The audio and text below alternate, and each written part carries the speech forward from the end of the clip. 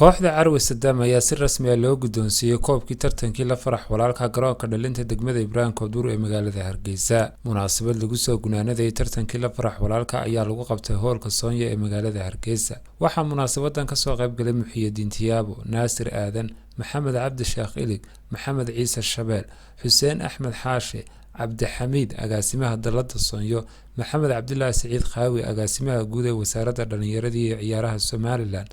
ciyaartoyda kooxda koobka hanatay ee Carwe Sadam, ciyaartoyda kooxda kaalinta labaad gashay ee Arag Sanchez iyo marti sharaf kale oo lagu marti qaaday munaasabada lagu soo gunaanadayay koobkii la farax walaalka 20 kooxood ee garoonka dhalinta uga socday muddada 37 cisho. Ugu horeyn hadaladii laga jeediyay munaasabadan ayaa u dhacday sida tan. Marka caawa runtii dhalinyarada aad baan ugu faraxsanahay haddaan nahay la farax walaalka waan idin soo casuumi karin mas'uuliyiin wasiiro dad noocaas ah laakiin xaqaayiqu waxay tahay waa indha sancaad runtii waxay tahay lagama maarmaan weeyaan maanta agaasimeeyay ciyaaraha inala jooga ururkii dhalinyarada inala jooga waxaan rajaynayaa inaad dadaashaan qabyaaladda iska ilaalisaan iskooxaysiga iska ilaalisaan inuu qofku qiimihiisu noqdo in lagu eego tabaacadiisa wanaagsan. Horta tiimkii koobkan ku guuleystay waan bogaadinaya oo waxaan ku bogaadinaya dadaalkii sameeyeen saaxiibadoodii kale ay ka guuleysteen waxaan leeyahay idinku dadaala guushu maalin kale idin mid doonta insha Allah. Horta la farax walaalka markii la sameeyay aad baan ugu farxay waxaan moodayay horta dhalinyarada ciyaartoyda ahayd hore ee ka fadhiisatay inay ciyaaraan markaan daawado marar badan oo daawadana waxaan ku arkay iyagoo dhalinyaro badan oo balwadli ay balwadi ka soo baxeen xataa aniga iga ma leeyahay dhalinyarada la farax walaalka ma ku jirtaa saan ku dhahay oo ku jira way dhalinyaro badan oo qayli jirtay oo kubaddi ka soo baxday ayaa jira oo magaranaysa dhalinyaradii ku soo biiray oo kaga soo baxay balwadi iminka hay'ad bay isku bedeshay muhiima la farax walaalka iyo la farax walaalka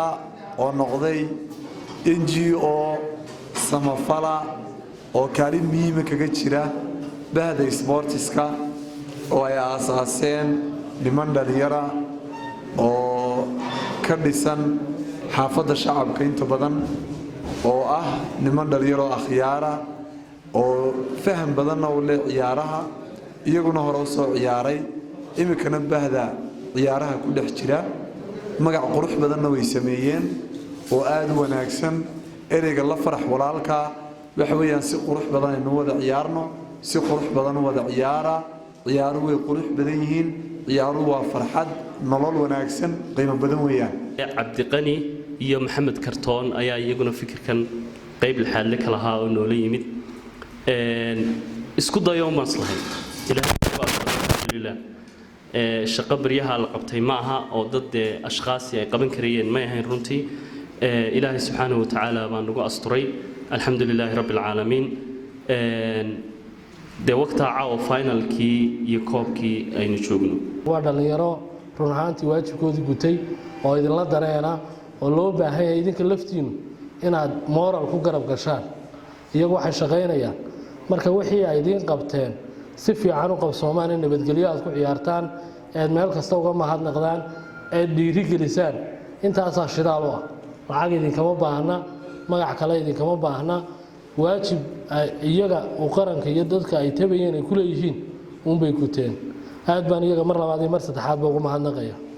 waxaan kaloo mahad celinayaa naadiyadii sida quruxda badan uga qayb galay ee sida bilaa dhibaatada aan isqabsiga lahayn kubadda u soo ciyaaray ee runtii ugu soo gabagabeeyay waxaan u mahadnaqayaa naadigii guuleystay ee runtii iyaguna sida quruxda badan iyo goolasha faraha badan iyo quruxda badan dhaliyay runtii iyaguna uga mahadnaqayaa. waxaan jecelahay inaan u ballan qaado inaan mar walba garab taaganahay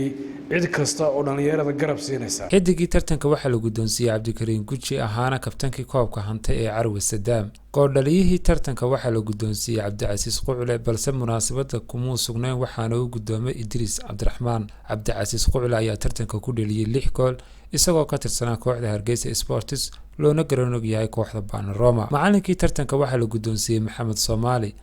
ahaana macallinkii kooxda Arag Sanchez ee kaalinta labaad ka gashay tartankii la farax walaalka. goolhayihii tartanka waxaa la guddoonsiiyay Cabdiwahaab Cirro oo kooxda Arag Sanjad ka tirsanaa. Dhexdii tartanka waxaa la guddoonsiiyey Cabdalla Cabe oo kooxda Arag Sanjad ka tirsanaa. gooldhaliyihii ugu horreeyay tartanka waxaa gool ku dhaliyey Sharmaka Tom oo kooxda Carwa Sadaam ka tirsanaa isagoo hantay lacagtii lagu ballan qaaday